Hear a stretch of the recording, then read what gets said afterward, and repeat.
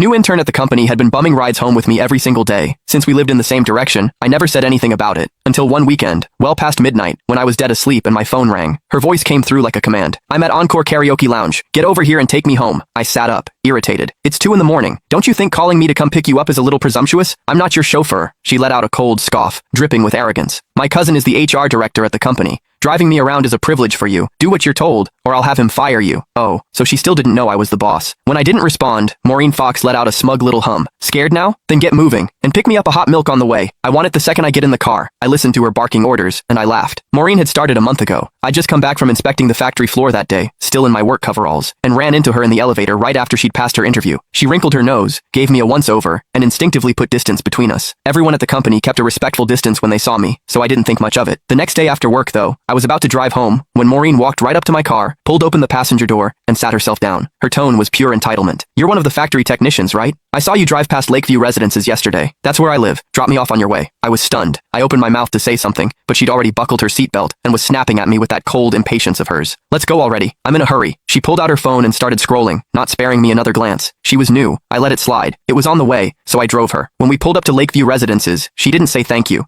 She just shoved the door shut and walked off without looking back. I thought that would be the end of it. It wasn't. From that day on, Maureen showed up in my passenger seat after work like clockwork. Never asked, never waited for an invitation. Before I could even object, she started making demands. "From now on, stop by my building in the mornings when you're heading in. Pick me up on the way. I hate the smell of smoke. I know it's your car, but no more smoking in it. I got down here 3 minutes before you today. Be faster next time. Don't make me wait. These seats are too hard. Bring a cushion for me tomorrow. Something soft. I don't like the color of this car. When you get a chance, wrap it in pink." Now I knew. Her cousin was the HR director. "Hello? Why aren't you saying anything? Are you on your way or not?" Maureen's impatient voice crackled through the phone again. I yawned. "No, I'm going back to sleep. Call yourself a cab." I hung up. Before I could even set the phone down, it rang again. Maureen again. "Are you out of your mind? You actually hung up on me? Do you have any idea that my cousin is sitting right next to me?" I replied lazily. "Oh, and?"